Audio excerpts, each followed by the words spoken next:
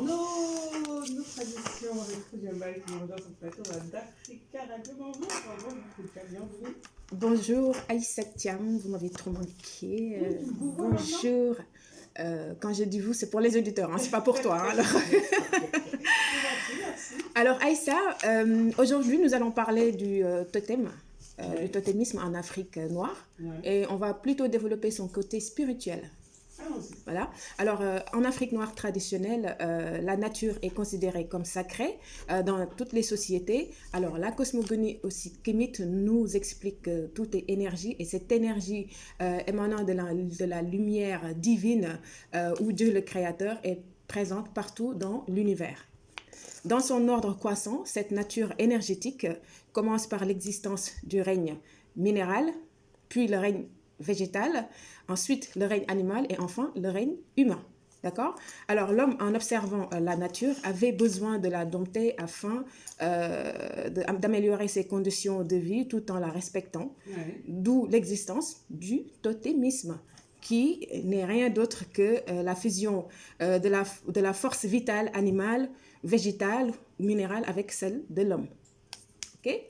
Alors, le totem est un mot qui est d'origine amérindienne, particulièrement ojibwase, et qui signifie à la fois une relation collective ou relation d'un groupe exogame ou mariage entre membres de tribus différentes.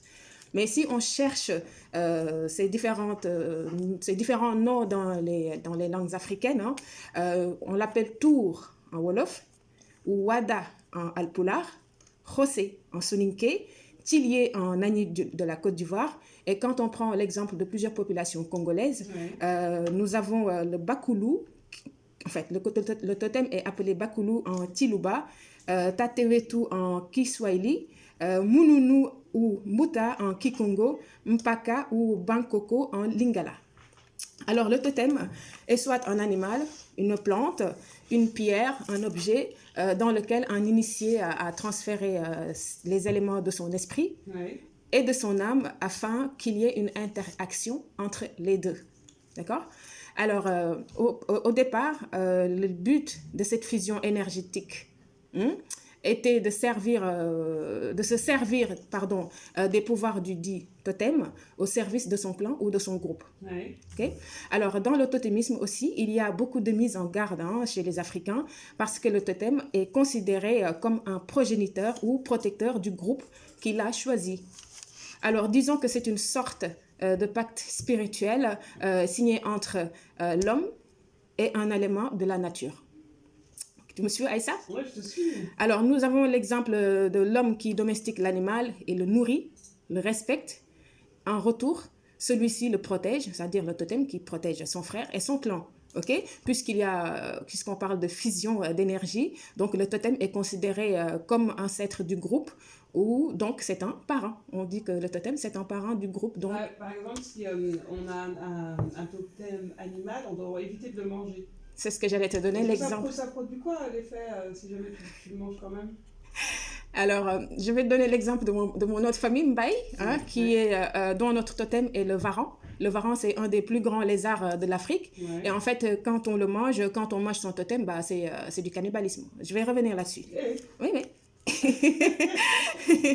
L'exemple du totem, on a aussi l'exemple du totem qu'a donné Cheikh Anta Diop dans son livre phare Nations, Nègres et Culture, en prenant l'exemple de son autre famille Diop. À la base, en fait, Diop, c'était l'oiseau grue qui a une crête sur la tête, et dans son écriture hiéroglyphique s'écrivait avec D-J-B, et on l'appelait Djoub. Djoub. Tu vois, en fait, et c'est ce mot qui a évolué en Diop. Et Diop, ça veut dire, en fait, c'est des tas. D'ailleurs, on avait des coiffures ancestrales. Diop. Ouais, c'est des tresses, en fait, collées, là. Non, c'est la coiffure que j'avais fait il y a quelques temps, que tu m'appelais, que tu disais les antennes, et que je te disais que c'était ma mère qui me... Tu vois. Alors, le Diop était représenté aussi en coiffure en Égypte antique, ou bien en Afrique ancestrale. C'était très fréquent de voir ça dans certaines coiffures. Alors, tout cela, c'est pour dire qu'en fait, il y a une diversité de totems en Afrique noire, représentés sous des ribambelles formes. Je ne connais pas le totem de ma famille. Tu connais pas? Non. Tiens, bah, je vais te chercher après, Ok, je te dirai ça mardi prochain. Ok. Il faut payer par contre. Hein. Alors, les totems, ils peuvent être des animaux représentés sous forme de sculptures en pierre, en bois et je disais en coiffure, mais en fait, quand je parle du bois aussi, il faut savoir que ce n'est pas n'importe quel bois qu'on utilise pour le totem, tu vois. Voilà, tout est sacré de façon dans la cosmogonie africaine. Alors, les différents animaux totems en Afrique, nous avons des serpents, des araignées, des lions, des hyènes, panthères, léopards. Même des animaux qu'on mange comme le poulet par exemple. Bah oui. Bah oui. Comme ça, si tu as totem poulet, tu ne manges pas de poulet. Après, je ne sais pas si un totem poulet existe vraiment, mais bon, de toute façon, en Afrique, tout est possible. Hein. Alors oui, je disais que le totem léopard, par exemple, je pourrais te donner l'exemple de la confrérie des léopards, dont le léopard est leur totem, et que cette confrérie en Afrique ancestrale, elle était présente partout. Tu vois, on le trouve en Afrique centrale, on les trouvait en Afrique du Sud, en Afrique de l'Est, en Afrique de l'Ouest, et j'en passe.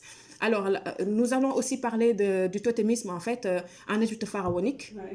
Parce qu'en Égypte pharaonique, quand on regarde parfois les dessins, les photos non, pas des hiéroglyphes, des totems, on voyait souvent, c'était pas exclu de voir un totem avec une tête d'animal et un corps humain, ou bien avec le totem avec une tête d'humain et un corps d'animal, tu vois, c'était très fréquent. Et d'ailleurs, ça, on peut le trouver aussi en Afrique. Quand on parle du roi Béhanzin, qui faisait partie de l'empire du Dahomey, alors en fait, lui, son totem, c'était un requin. D'ailleurs, il y a une sculpture qui se trouve au musée du Quai Branly et on voit le totem du roi Béhanzin avec une tête de requin et un corps humain. D'accord? Par exemple, nous avons aussi l'exemple du Sphinx. Du Sphinx en Égypte qui a un corps de lion et un visage humain avec des traits négroïdes. Bon, bref. Alors, nous avons aussi la représentation symbolique du totem par le masque et d'autres objets. Nous avons aussi l'arbre et plantes, des arbres et des plantes totémiques. Ça, tu peux me citer par exemple le baobab qui est le totem de la savane africaine, hein, l'arbre millénaire, robuste, sacré, pharmaceutique et j'en passe. Hein. Nous avons aussi le totem, comme totem l'arbre visionnaire que parfois l'Occident appelle l'arbre hallucinogène. Et là, je veux parler du chanvre par exemple, ou bien il y en a un exemple très précis qu'on appelle Iboga ou Eboga, que les auditeurs doivent se souvenir de cette chronique, et qu'à travers le rite beauty, quand on le consommait, on peut jusqu'à présent rentrer en contact avec le monde astral, parler avec ses ancêtres, et j'en passe, n'est-ce pas? Alors, nous avons aussi le totem en sculpture en bois, hein, qui est, voilà, non, pardon, ça c'était pour le roi Béhanzin. Voilà.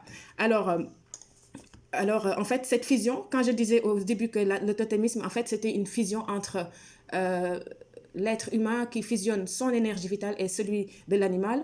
En fait, le but, c'était d'augmenter son énergie à travers celle du totem afin d'avoir la même force que lui, les mêmes pouvoirs que lui. Et l'initié qui doit utiliser cette énergie, en fait, à des fins spirituelles, c'était uniquement pour la société, en fait, pour aider la société, n'est-ce pas, sa société ou son clan.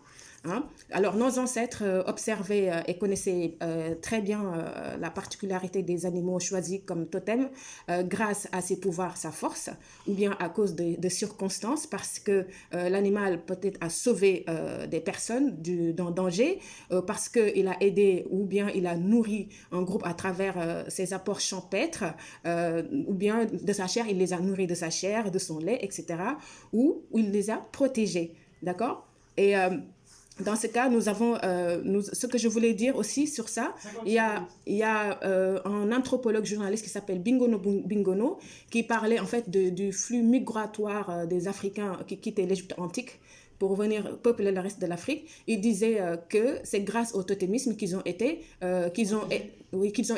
protégés, mais aussi qu'ils ont pu quitter des kilomètres et des kilomètres et venir, parce qu'à cette époque, il faut savoir qu'il n'y avait pas d'armes qui pouvaient tuer ou en tout cas maîtriser les animaux sauvages qui agressaient les personnes. Donc c'est grâce au totémisme, n'est-ce pas? Alors voici quelques éclairages sur les interdits. Je sais pas si on aura le temps. Oh, je vais continuer jusqu'à ce que ça termine. Je te disais... Ah bah la prochaine fois, alors je suggère aux auditeurs... On se retrouve mardi prochain. Mardi prochain, Aïssa, mardi. Bisous, bisous.